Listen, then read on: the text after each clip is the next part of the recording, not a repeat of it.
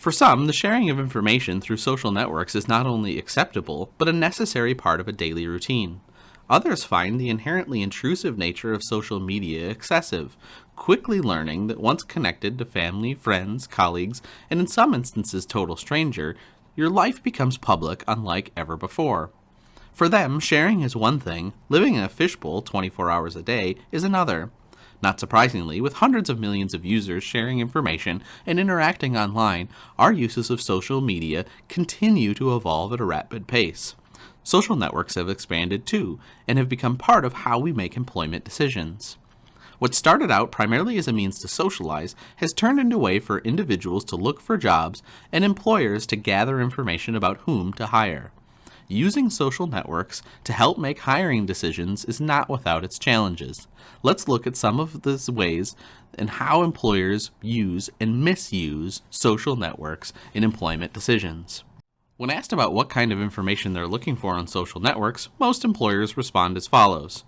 Bad-mouthing of previous or present employers, comments that put into question maturity, deviant sexual behavior, excessive use of foul language, photos placing applicants in questionable situations, radical views, references to or images of drinking or using drugs or alcohol, and so on.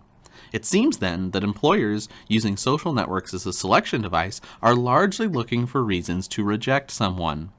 Of the 20 items listed primarily by employers, only 2 are positive, evidence of providing do-good services, such as community or volunteer work, and the verification of job-related affiliations, associations, and activities. This contrasts with the long-standing purpose of reference checks, which is to confirm information that supports the selection process of an applicant over others.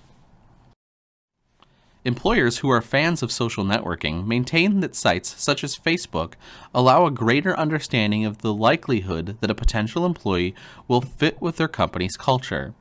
They point to tweets, photos, and other bits of information that do not appear on a standard resume, which focuses on educational and employment experiences. This raises serious concerns since an employer's emphasis should be on the applicant's job-related experience, not her personal life. Due to the immense popularity of these sites, the question must be asked, is there social media information unrelated to education and experience that can be legally used to make an employment decision?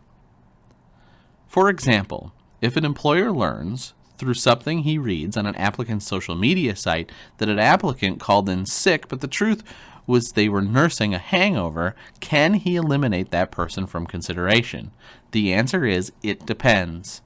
Despite the ease with which social networks can be used and are a useful application of the information employers gather about applicants, there are legal risks that need to be minimized.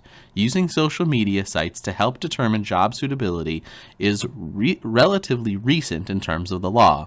It takes far less time to figure out new ways to use social networks than it does pass relevant legislation. But there are some concerns.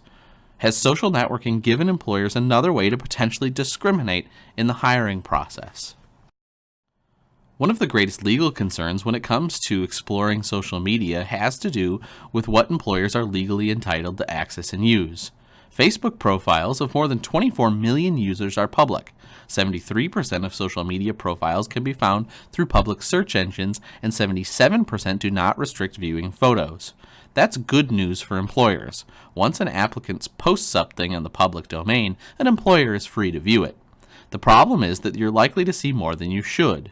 This could result in intentional or unintentional discrimination based on protected class status. For example, suppose you are legitimately accessing the Facebook profile of an applicant and discover that she sings for a church choir with her husband and 2 kids. In fact, there's a photograph of the entire family wearing choir robes. You've just learned 3 bits of information that you have no business knowing: her religious affiliation, marital status, and the fact that she has children. If you decide to hire someone other than her, the burden is now on you to show that you did not use this personal information you learned on Facebook against her. Disparate treatment refers to intentionally treating members of a protected class differently than others. To avoid charges of disparate treatment in conjunction with social networks, apply the golden rule that pertains to testing. If you're going to test one applicant, test them all. Don't decide based on some arbitrary gauge that one person meets the requirements of a job and therefore does not need to be tested, while another does not. Likewise, if you decide to check out the social profiles of any 1 out of 3 finalists, you could find yourself facing charges of disparate treatment. Disparate impact can occur when a seemingly neutral employment practice has been given great negative impact to one particular group. For example, only considering applicants with certain information on their social networking profiles, or having profiles at all, could have a disparate impact on members of a protected class who are statistically shown to be less likely to have a social media profile. For example, older workers. What should you do if not everyone has a social networking profile? You're not likely to know until you conduct a search.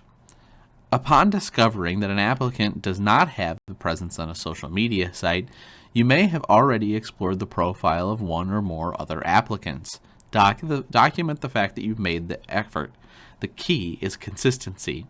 Consider all of this when making a decision, especially disparate treatment and disparate impact, in terms of viewing social media profiles for employment purposes.